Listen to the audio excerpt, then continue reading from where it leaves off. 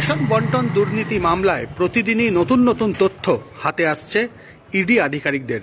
সেই জায়গায় দাঁড়িয়ে ইতিমধ্যেই রেশন বন্টন দুর্নীতি মামলায় প্রাক্তন খাদ্যমন্ত্রী জ্যোতিপ্রিয় মল্লিককে গ্রেপ্তার করার পর আমরা দেখেছি যে শঙ্কর আড্ড তাকেও কিন্তু গ্রেপ্তার করা হয়েছে এবং শঙ্কর আড্ডকে গ্রেপ্তার করার পর সেই সূত্র ধরেই আমরা এই মুহূর্তে রয়েছি যাদবপুরের ফুলবাগানে।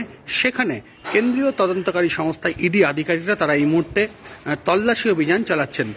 আর.এন. মাইতি, যেটা এখনো পর্যন্ত জানা যাচ্ছে ফরেন মানি এক্সচেঞ্জের সঙ্গে যুক্ত ছিলেন আর.এন. মাইতি এবং তার সঙ্গে শঙ্কর আড্ডর ঘনিষ্ঠ সম্পর্ক ছিল এবং শঙ্কর আড্ডকে জিজ্ঞাসাবাদ করার পরেই আর.এন. মাইতির খোঁজ ইডির গোয়েন্দারা এবং সেই সূত্র ধরেই আজকে সন্ধ্যে 7টা নাগাদ ইডি আধিকারিকরা তারা ফুলবাগানে তারা আসেন এবং সেখানে এই মুহূর্তে তল্লাশি অভিযান চালানো হচ্ছে। আমরা একবার ছবিটা দেখানোর চেষ্টা করব। সেটা হচ্ছে যে আবাসনে তল্লাশি অভিযান চলছে।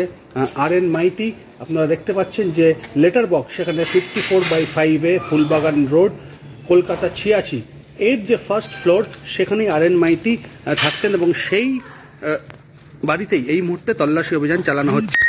ইডি আধিকারিকরা যখন এখানে আসেন তখন বাড়িতে কেউ ছিল না এবং বাড়ির দরজা ভেঙে ইডির আধিকারিকরা তারা কিন্তু তল্লাশি অভিযান এই মুহূর্তে চালাচ্ছেন।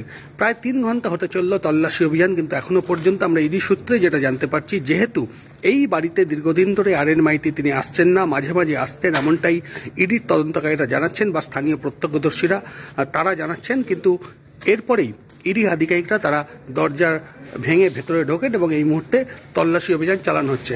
সঙ্গে আমরা দেখেছি যে বিভিন্ন ক্ষেত্রে যেমন কেন্দ্রীয় বাহিনীর জওয়ানরা, সেই কেন্দ্রীয় বাহিনীর জওয়ানরাও কিন্তু গোটা বাড়ি তারা এই মুহূর্তে ঘিরে রেখেছেন এবং এই যে বাড়ির ফার্স্ট ফ্লোর, সেই ফার্স্ট ফ্লোরেই কিন্তু এই মুহূর্তে ইডির গোয়েন্দারা তারা তল্লাশি অভিযান চালাচ্ছেন। যদিও ইডি সূত্রে এখনো পর্যন্ত যেটা জানা যাচ্ছে যে শঙ্কর আড্ড, যাকে ইতিমধ্যেই কেন্দ্রীয় তদন্তকারী সংস্থা তারা গ্রেপ্তার করেছে এবং তাকে জিজ্ঞাসাবাদ করেই এই আর.এন. মাইতির খোঁজ পেয়েছে।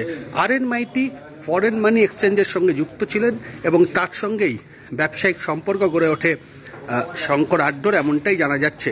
যদিও প্রত্যক্ষদর্শীরা বা স্থানীয় মানুষজন যেটা জানাচ্ছেন যে আর.এন. মাইতি এখানে দীর্ঘদিন ধরে তিনি আসছিলেন না, থাকতেন না, বাড়িতে মাঝে মাঝে তিনি আসতেন, কিন্তু কোনো প্রভাবশালীকে এই বাড়িতে আসতেন সেই প্রসঙ্গে স্থানীয়রা জানাচ্ছেন যে 1-2 বার এই যে বাড়ি রয়েছে যেখানে যাদবপুরের ফুলবাগান, সেখানে চেয়ারম্যান লেখা একটি গাড়ি আসতো, তবে সেটা শঙ্কর আড্ডই এখানে আসতেন কিনা সেটা এখনো নিশ্চিত নয়।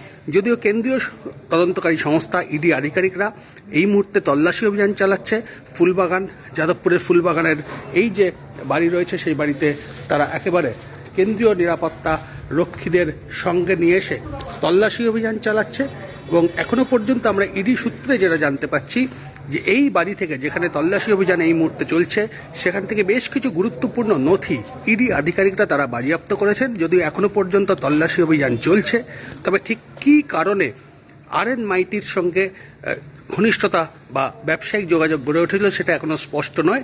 যদিও ইডি যেটা জানাচ্ছেন যে আর.এন. মাইতির সঙ্গে শঙ্কর আড্ডর একটা সম্পর্ক ছিল, ব্যবসায়িক সম্পর্ক ছিল। তবে বলা যেতেই পারে যে কেন্দ্রীয় তদন্তকারী সংস্থা রেশন বন্টন দুর্নীতি মামলায় প্রতিদিনই নতুন নতুন তথ্য তারা হাতে আসছে এবং সেই তথ্যের উপর নির্ভর করেই তদন্ত প্রক্রিয়া এই মুহূর্তে এগিয়ে নিয়ে যাচ্ছেন কেন্দ্রীয় তদন্তকারী সংস্থার ইডি আধিকারিকরা।